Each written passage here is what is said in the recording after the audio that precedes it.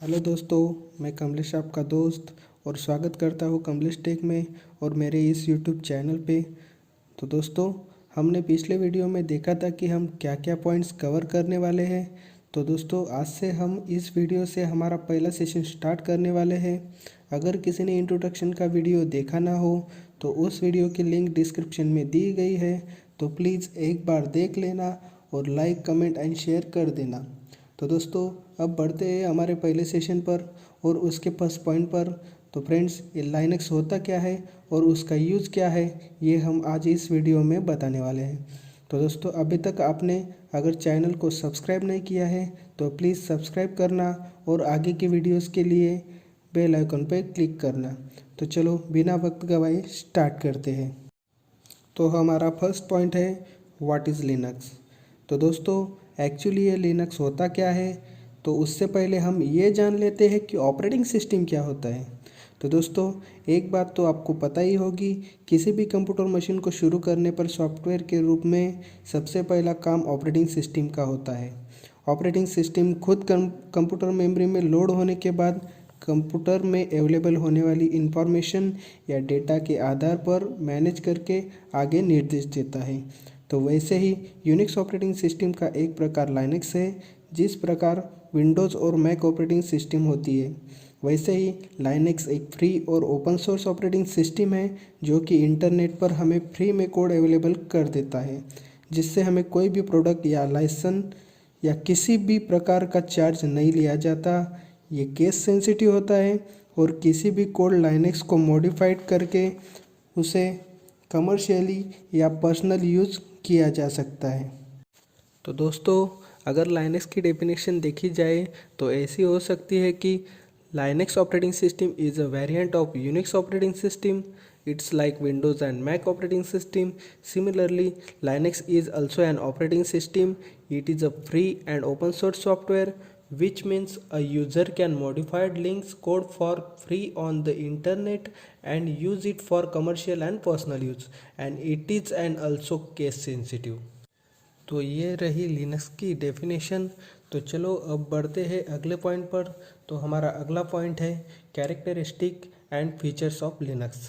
तो लिनक्स की क्या कैरेक्टरिस्टिक होती है या उसके फीचर्स क्या है, ये देखते हैं, जिसकी वजह से आजकल लिनक्स बहुत ही पॉपुलर ऑपरेटिंग सिस्टम माना जाता है। तो चलो देखते हैं। तो दोस्तों, लिनक्स का पहला फीचर है ओपन सोर्स। तो लिनक्स एक ओपन सोर्स ऑपरेटिंग सिस्टम है जिसे हम इंटरनेट से कभी भी और फ्री में डाउनलोड कर सकते हैं। उसके लिए कोई लाइसेंस या प्रोडक्ट परचेस करने की ज़रूरत नहीं होती, इसी वजह से उसे ओपन सोर्स कहा जाता है। तो अगला है मल्टीटास्किंग। तो इस फीचर्स में हम मल्टीपल टास्क परफॉर्म कर सकते हैं। इसमें मल्टीपल टर्मिनल ओपन करके आप एक ही टाइम में कई सारे प्रोसेस या प्रोग्राम या कमांड्स एग्जीक्यूट कर सकते हैं। उसके लिए कोई भी सिस्टम लगाने की ज़रूरत नहीं पड़ती और तो और हमारा टाइम भी वेस्ट नहीं होता। तो लाइनक्स का थर्ड फीचर है मल्टी यूज़र। तो लाइनक्स मल्टी यूज़र भी होता है, जो कि हम एक ही सर्वर पे मल्टीपल यूज़र्स लॉगिन हो सकते हैं और मल्टीपल टर्मिनल्स पे काम कर सकते हैं। तो मल्टीटास्किंग और मल्टी यूज़र ये काफ़ी इंपॉर्टेंट फीचर्स लाइनक्स के माने जाते हैं। लाइनक्स का अगला फीचर है पोर्टेबल। तो पोर्टेबल मीन्स व्हाट? तो इसका मतलब लाइनक्स फाइल के आकार में बहुत ही छोटा है। इसे हम पेन ड्राइव या मेमोरी कार्ड में ले जाया जा सकता है। ये किसी भी अलग प्रकार के हार्डवेयर का समर्थन करता है या किसी भी हार्डवेयर में चल जाता है। तो चलो अब बढ़ते हैं अगले फीचर्स पर। तो लाइनक्स का अगला फीचर्स है सिक्योरिटी। तो दोस्तों, आपने तो सुना ही होगा सिक्योरिटी क्या होती है। तो लाइनक्स हमें 3 तरीक़ों की सिक्योरिटी प्रोवाइड की जाती है। तो उसमें से पहला ये कि किसी भी यूज़र को लॉगिन आईडी और पासवर्ड प्रोवाइड किया जाता है। सेकंड ये कि सभी फाइल और डायरेक्टरीज को रीड, राइट और एग्जीक्यूट की परमिशन चेंज करने को अलाउ किया जाता है। अगर वो रूट यूज़र होता है तो बाकी यूज़र्स को रूट परमिशन एक्सेस दे सकता है। और थर्ड इज़ एन्क्रिप्शन। एन्क्रिप्शन बहुत ही इंपॉर्टेंट फीचर है या सिक्योरिटी है जो एक अनरीडेबल फॉर्मेट में फ़ाइल को कन्वर्ट करता है, जिसे बाहर का कोई बंदा या यूज़र ना पढ़ सके। तो ये होती है सिक्योरिटी ऑफ लिनक्स, जो हमें टफ सिक्योरिटी प्रोवाइड करती है। तो चलो अब बढ़ते हैं हमारे अगले पॉइंट पर। तो दोस्तों, हमारा अगला पॉइंट है फ्लेवर्स ऑफ लिनक्स। तो दोस्तों हमने देखा कि Linux is based on Unix operating system. तो जैसे हमें कोई कमांड या शेल स्क्रिप्ट, उसको प्रोग्राम भी बोला जाता है, ये रन या एग्जीक्यूट करने के लिए तरह तरह के फ्लेवर्स अवेलेबल होते हैं। तो ये फ्लेवर्स होते क्या है? तो दोस्तों फ्लेवर्स एप्लीकेशन होते हैं जिससे हम हमारी कमांड रन करने के लिए उसका इंटरफेस यूज़ करते हैं, क्योंकि इसी एप्लीकेशन में ऑलरेडी लिनक्स की ऑलमोस्ट सभी फाइल्स या कमांड सेव होते हैं। तो उसमें देखा जाए तो किस प्रकार के फ्लेवर्स होते हैं, तो जैसे रेड हैट, उबंटू, काली और बाकी कई प्रकार के फ्लेवर्स इंटरनेट पर मौजूद है, जिससे हम अपना कोड लाइनक्स पे एग्जीक्यूट कर सकते हैं। तो दोस्तों थोड़ा थ्योरेटिकल ज़रूर है, तो समझने में ये थोड़ा टाइम लेगा ही, बट ये काफ़ी इम्पोर्टेंट है। इस पे हमारे आगे के प्रैक्टिकल्स रन किए जाएंगे, सो आपको ये समझना बहुत इम्पोर्टेंट है, तो अच्छे से प्रिपेयर करना। तो चलो अब बढ़ते हैं हमारे नेक्स्ट पॉइंट पर। तो हमारा अगला पॉइंट है विंडोज़ वर्सेस लिनक्स। तो भाई अब विंडोज़ और लिनक्स में क्या फ़र्क होता है, तो चलो देखते हैं।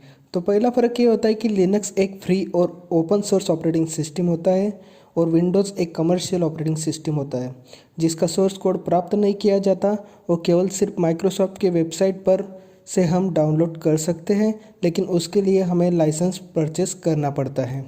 तो लिनक्स में ऐसा नहीं होता, लिनक्स में हमें सब कोड फ्री में मिल जाता है। तो अगला फ़र्क ये है कि लिनक्स एक सुरक्षित ऑपरेटिंग सिस्टम है और ये आसानी से बग्स या एरर्स को डिटेक्ट करके फिक्स करता है। तो विंडोज़ ये यूज़र बेस्ड ऑपरेटिंग सिस्टम है, जिससे हमें मैन्युअली एरर्स और बग्स फाइंड करने पड़ते हैं और रिसॉल्व करने में भी काफ़ी कॉम्प्लिकेशंस आते हैं। तो तीसरा फ़र्क ये है कि लिनक्स एक ट्री स्ट्रक्चर फॉर्मेट में चलता है। जैसे एक डायरेक्टरी में फाइल्स बनाते जाएंगे तो वो ट्री स्ट्रक्चर से डिस्प्ले होगा और रूट से स्टार्ट होकर चाइल्ड पे ही रुकेगा। तो विंडोज़ में हम एक ही फोल्डर या कोई डिफरेंट ड्राइव में हमारा डेटा या रिकॉर्ड स्टोर कर सकते हैं। हम एक फ़ाइल कहीं से भी उठा के किसी भी ड्राइव में डाल सकते हैं। तो ये मल्टीपल ड्राइव यूज़ करता है। तो दोस्तों ये सब लिनक्स और विंडोज़ में फ़र्क दर्शाता है।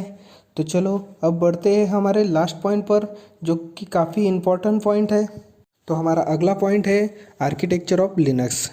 ये बहुत ही इम्पोर्टेंट पॉइंट है जो लिनक्स की वर्किंग सिस्टम हैंडल करता है। मीन्स इसी आर्किटेक्चर पे हमें वर्क करना है, जो स्टूडेंट लोगों को काफ़ी हेल्पफुल होता है।